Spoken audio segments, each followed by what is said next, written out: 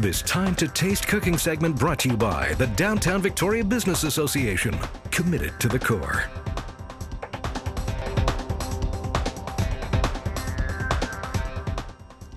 It's one of the most incredible desserts. So good, there's even Facebook pages dedicated to it. So you want to learn how to make crème brûlée? You're in luck tonight. It's time to taste. I'm McAree from Travel with Taste Culinary Tours. Everyone loves crème brûlée, and today we're in the kitchen with Chef Mike Minshull from the Hotel Grand Pacific, the Pacific Restaurant. And tell us what you're going to do, Mike.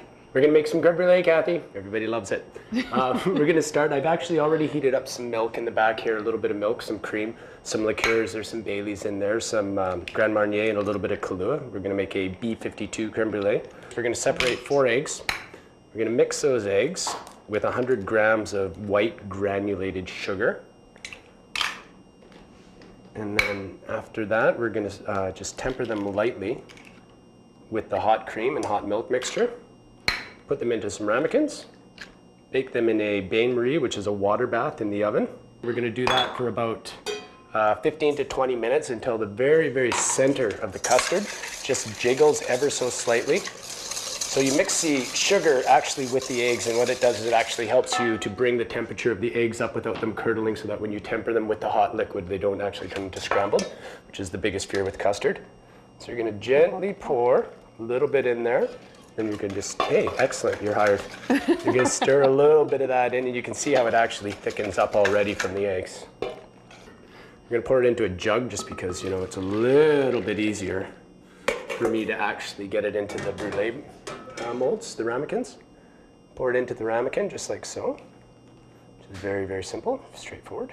Your oven is preset at 285 degrees. You don't want to cook these too hot because they will curdle. And it's normally at this point where you And do at the this bain-marie? point, yeah, the bain-marie is in there, in the tray. Make sure that the level of the water comes up to the side where the custard is in the ramekin, and that distributes the heat evenly through the custard so it cooks without curdling. So you take your brûlée. After that, you're going to take a little bit more sugar.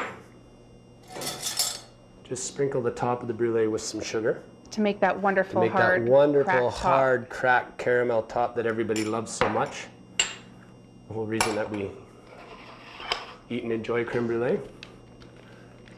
Your handy dandy torch. You can use, obviously in the restaurant, we use a much heavier duty torch. We use a bit of a plumber's torch, but these ones are readily available just about anywhere.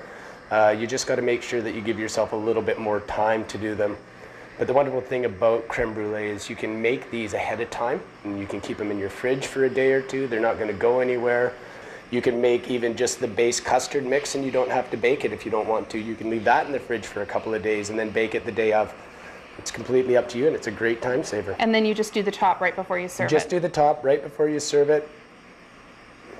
You're going to get a nice little caramel covering on it, and you're good to go.